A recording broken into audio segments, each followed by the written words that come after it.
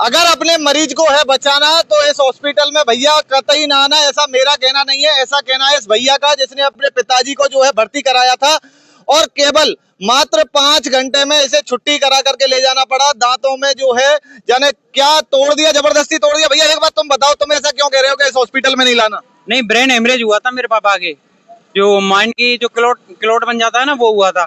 तो मैं यहाँ पर 11:30 बजे लाया था पापा जी को और 5:30 बजे तो मैंने यहाँ से छुट्टी का कार्ड बनवा लिया था। तो उससे पहले जब हम नीचे ला रहे थे उतार के, गाड़ी में बैठा रहे थे एम्बुलेंस में, तो पापा के अचानक से दांत दिख गए थे। तो दांत वहां से गायब थे, मतलब तोड़ दिए गए और मुंह में खून ही खून थे। मेरे पास स्केच भी है उनके वगैरह हैं। एक बार सहयोगी से आगे आकर के दिखाएं जो फोटो, ये इनके पिताजी के दांतों के फोटो है। जब इनको बताया, इन्होंने देखा कि दांत ही नहीं है पिताजी के, तो दांतों का और ब्रेन हेमरेज का तो कोई मतलब है नहीं है। इसलिए तो मैं सोच रहा था और मैंने पूछा भी था, इसकी बॉडीगार्ड है इसमें, तो वो मेरे से मतलब ऐड के बात कर रहे थे कि हमने नहीं किया, ये नहीं किया। अपनी गलती को मानने को वो एक्सेप्ट नहीं कर रहे थे। तो डॉक्टर साहब से बात नहीं किया? नहीं, डॉक्टर तो यहाँ से चले गए थे उसी टाइम। अच्छा। हाँ, उन्होंने कुछ नहीं कहा मेरे से, ना बात की ना कुछ किया, मतलब वो तो पहले ही निकल गए थे। जन क्या किया क्या नहीं किया, वो आईसीयू में भर्ती किए थे। कितने रुपया खर्चा आया आपका? 20,000 रुपए। हाँ, बॉडी, हाँ एक बार दिखाएं इनका भैया का जो बिल है वगैरह। लोग कह रहे होंगे कि भैया बना के लाए हैं, ग्राहक जाने क्या करके लाए हैं। कई तरीके के आरोप जो है लोगों द्वारा लगा दिए जाते हैं। ये भैया का 30 तारीख का जो है ये पैथोलॉजी की रिपोर्ट है, 30 मई 2025। सारे बिल हैं इसमें।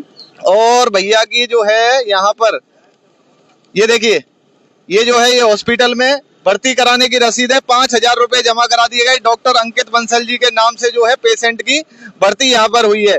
ये सब दवाई वगैरह जो जितने भी पर्चे हैं, और यहाँ से डिस्चार्ज का जो टिकट है वो भी मैं आपको दिखा देता हूँ। डिस्चार्ज का टिकट ये देखिए, ये डिस्चार्ज समरी, ये 30 तारीख को यहाँ जो है तुरंत की तुरंत छुट्टी करा ली गई। डेट ऑफ एडमिट और डेट ऑफ डिस्चार्ज 30 तारीख को ही भैया जो है अपने पिताजी को एसएमएस हॉस्पिटल ले गए। तो आप एसएमएस हॉस्पिटल ले गए तो आप मतलब माताजी पिताजी तो बीमार हैं, मम्मी वगैरह और कोई नहीं आया आपके साथ में? नहीं, कोई नहीं आया, क्योंकि पापा जी को कोई देखभाल के लिए चाहिए था ना। घर पे कोई है नहीं, घर में इतने ही जने हैं, क्योंकि पापा है, मम्मी और चाचा है और मैं हूँ अकेला। तो इसलिए मैं मम्मी जी को छोड़ के आया हूँ और आपसे बात की तो मैंने सोचा कि यहाँ पे क्यों ना आया जाए, क्योंकि पापा जी के साथ जो भी हुआ है वो गलत हुआ है। मैं अपने पापा जी की तरफ से नहीं बोल रहा हूँ। यहाँ पे जितने भी आएंगे वो अपने मरीज को खोकर ही जाएंगे, यहाँ से जिंदा वापस नहीं लेके जा सकते, मेरा ये कहना है।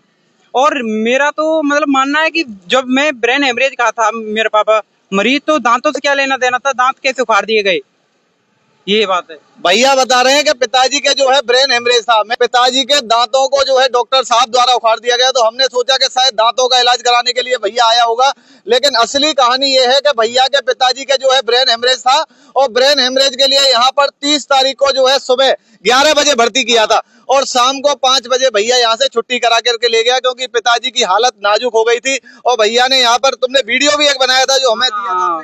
मैंने वीडियो बना ली थी जस्ट ही, क्योंकि प्रूफ चाहिए होता है बाद में। अगर कोई की स्क्रिप्ट है कुछ भी नहीं, मैं रैंडमली सब कुछ बोल रहा हूँ।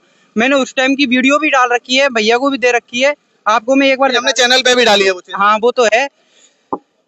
तो बॉडीगार्ड वगैरह की बता रहे थे, तो डॉक्टर साहब नहीं थे और स्टाफ तो होगा, तो बॉडीगार्डों का क्या मतलब है? बॉडीगार्ड आए थे, मतलब जो यहाँ पे लगे रहते हैं वगैरह, उनसे बात की तो वो तो हिट के बात कर रहे थे कि हमने नहीं किया, गलती को मानने को एक्सेप्ट ही नहीं कर रहे थे। अगर मरीज बीमार है तो मरीज क्या अपने आप ही दांत को तोड़ लेगा? नहीं तोड़ेगा ना, कि वो तो होश में है ही नहीं।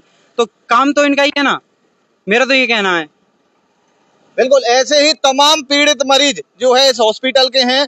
तो मैं तो डॉक्टर साहब आपसे कहना चाहता हूं, आप प्रशासन के दबाव में, राजनीतिक संरक्षण के दबाव में जो है मीडिया की आवाज को दबाने का कितना भी कोशिश कर लीजिए, लेकिन भरतपुर लाइव की आवाज जो है बिल्कुल कतई दबने वाली नहीं है।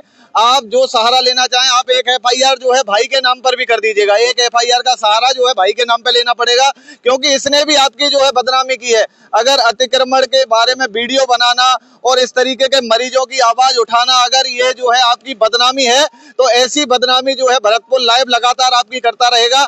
आप अपने में जो है सुधार लाने की कोशिश कीजिएगा। भरतपुर लाइव बिल्कुल सच दिखाने से कतई डरने वाला नहीं है।